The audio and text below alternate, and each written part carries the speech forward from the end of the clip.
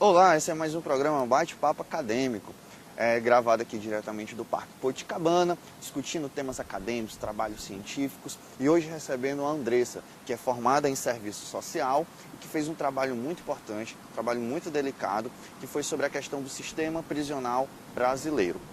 Andressa, primeiro, por que você optou por esse tema? Pela afinidade com a área. Eu sempre gostei da área jurídica e pela escassez de trabalhos sobre o sistema prisional brasileiro, principalmente no que diz respeito à área de serviço social. Porque por mais que existam pesquisas na área, eu achava muito assim, sem densidade, porque eram encontros, anais, e eu sempre senti a necessidade de haver publicações mais extensas, mais densas. E eu comecei a ter uma certa curiosidade de entender como era que funcionava a intervenção profissional da assistente social no contexto do sistema prisional, como era que se dava toda aquela relação. E aí você não determinou, por exemplo, um determinado tipo de prisão, né? Foi homem ou se foi mulher? Não. Ou se é menores, não. Foi um sistema como um todo ali. E aí o que você pôde observar dentro da construção metodológica desse seu trabalho? Eu pude observar que, por exemplo, primeiro eu tive uma certa dificuldade, até pelo fato do sistema prisional ser muito denso, Tá. E pela complexidade do tema, que é um tema muito pesado. Eu pude perceber que a questão das discussões, elas levavam para o quesito do encarceramento em massa, da falta de preservação dos direitos humanos com relação ao preso, até pelo fato mesmo das condições do recinto prisional, que o encarceramento em massa ele acabava atingindo o quê? A integridade humana do preso, o que acabava por dificultar a reinserção daquele preso novamente na sociedade, porque ao invés dele se reinserir, ser reeducado lá naquele sistema prisional, ele voltava novamente a praticar atos piores do que anteriormente. E aí é um problema que as pessoas, popularmente falando, né, as pessoas elas discutem assim, tá lá mesmo é porque cometeu crime porque quis. Beleza, isso é uma coisa. Mas a outra coisa é a condição do ser humano, que independentemente do crime que cometeu, mas é um ser humano. E aquele ser humano que cometeu um determinado erro, ele tem que pagar pelo seu erro, porém ele tem que ser devolvido à sociedade da forma como não foi feito antes. Porque se antes tivesse tido uma prevenção, tivesse tido educação, trabalho, enfim, ele provavelmente não teria vindo a cometer esse crime. No caso da sua pesquisa, aí você observar essa questão. O sistema prisional brasileiro, ele realmente está caótico, como a gente observa em reportagens, em discussões, em debates, assim, está realmente caótico? Tá. O que a gente pode fazer? Primeiramente, porque a gestão, ela é muito fragmentada. Pronto. Eu observei bastante o quesito da gestão. O gestor ele tem que pensar de forma ampla na estrutura do sistema que ele está gerenciando. E o que acontece? Normalmente, o gestor do sistema prisional ele não se preocupa com as vertentes municipais, estaduais e federais, porque nós temos várias vertentes no sistema prisional. E o que acontece? Isso acaba fragilizando as ações dos profissionais. Por quê? Porque ele acaba se tornando uma segurança pública, que foi o que eu coloquei no meu trabalho, que o sistema prisional hoje em dia ele é visto como o quê? Segurança pública, assim como os policiais. E o que acontece? Isso fragiliza as ações. Por quê? Porque a questão de reinserir, ela acaba sendo prejudicada. É isso que eu venho, inclusive é o que eu vou levar para mestrado, é a questão do quê? Anterior ao sistema prisional, que é a família. A família, ela é uma base muito importante na vida do ser humano, principalmente esses seres humanos menos abastados, por exemplo, que vivem em favelas, por exemplo. Eu trouxe para o meu trabalho o Pronasci, que você está falando assim da questão de caótico. Ele é caótico sim, porque na maioria das vezes os gestores eles começam a implementar ações e no meio das ações eles param. Por quê? Porque a minha ação profissional de assistente social, assim como a ação de qualquer outro profissional, ela não é imediatamente que ela vai dar frutos. É a médio ou a longo prazo. Por quê? Porque é uma coisa devagar. É uma coisa que vai vir com o tempo. E precisa de investimento. De investimento. Que é outra coisa que não tem. E na maioria das vezes não há investimento, como é o caso do nosso estado.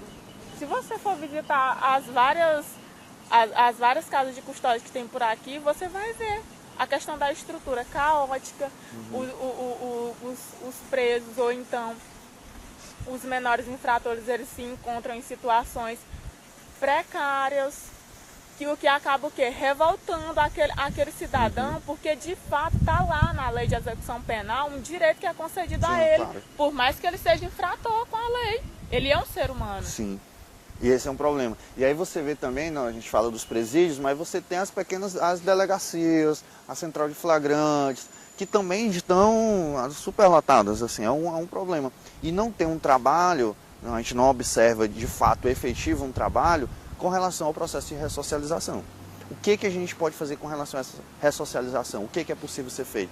E aí, onde entra o assistente social?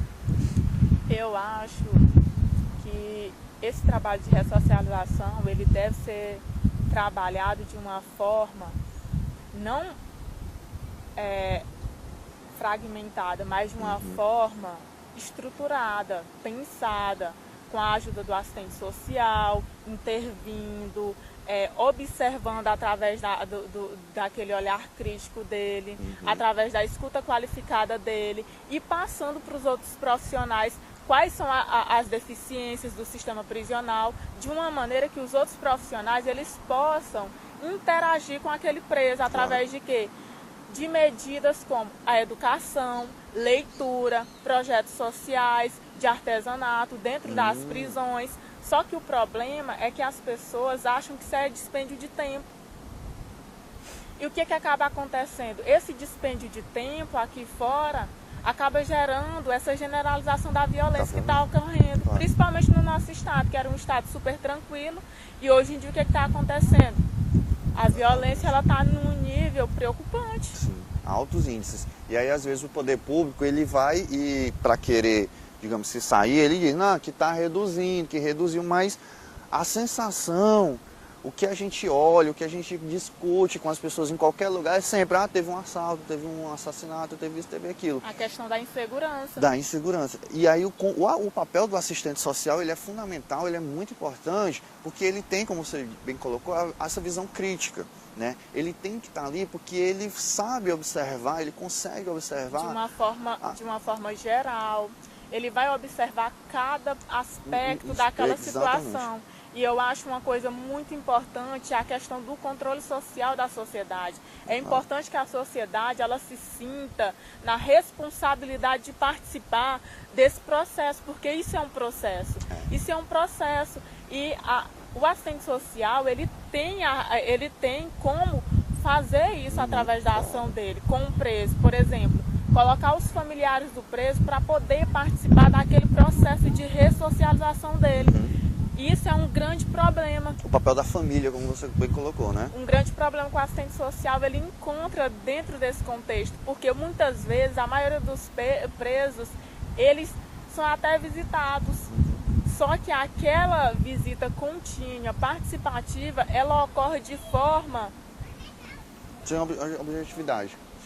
Isso não, o seu trabalho é fantástico. Ele é muito bem elaborado, muito bem escrito e muito importante de ser feito. E aí o importante também dizer é que assim, as pessoas acham que discutir essa questão do sistema prisional é só do âmbito do direito. Não necessariamente. Você entra a questão da sociologia, você entra a questão econômica, porque você precisa que aquele detento, ou aquela detenta, ou aquele menor, ele tenha uma renda posterior à sua enfim, o cumprimento da sua prisão. Ele tem uma oportunidade de emprego, porque... O trabalho entra aí também. Assim,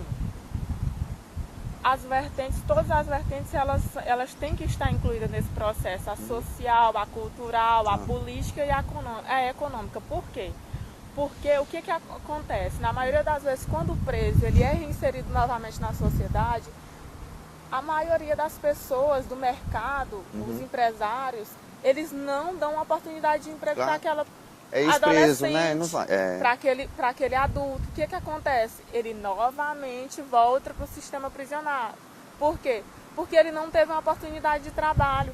Aí a sociedade, ela tem um papel muito importante, porque é aí que a sociedade entra nesse processo de conscientização. Lógico. Parar de só criticar, Apontar o dedo, né? Vamos dar soluções para esse problema, dar oportunidade de trabalho para aquele jovem, para aquele adulto, para aquele adolescente.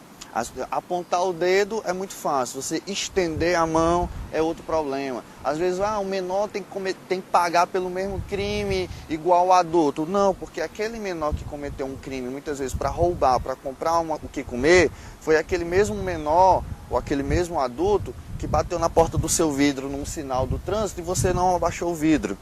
Então, assim, é muito fácil só acusar e virar as costas depois. Andressa, o seu trabalho ele é fantástico. Ele é um trabalho super atual e que, inclusive, o Instituto Bate-Papo Acadêmico vai realizar neste mês de setembro, dias 1, 2 e 3 de setembro, um simpósio de educação para discutir exatamente isso, o processo de ressocialização, o processo de integração na sociedade. A gente vai discutir, por exemplo, a questão da inclusão especial, a gente vai discutir a questão da família e escola, essa relação. Então, assim, o nosso simpósio, que vai estar com inscrições abertas para mini cursos, vai ter oficinas, palestras, publicação de trabalhos nos anais do evento e que inclusive a gente vem com um diferencial nesse evento, que é uma premiação, que é o primeiro prêmio Bate-Papo Acadêmico de Pesquisa Científica para os melhores trabalhos que serão submetidos no nosso evento. Então, segue a gente nas redes sociais, no Facebook, no Instagram, no YouTube, traga o seu trabalho para a gente debater. E convidar também para o evento que vai acontecer na OAB, que está dando todo o espaço, todo o suporte para a gente. Tá ok? E até a semana que vem.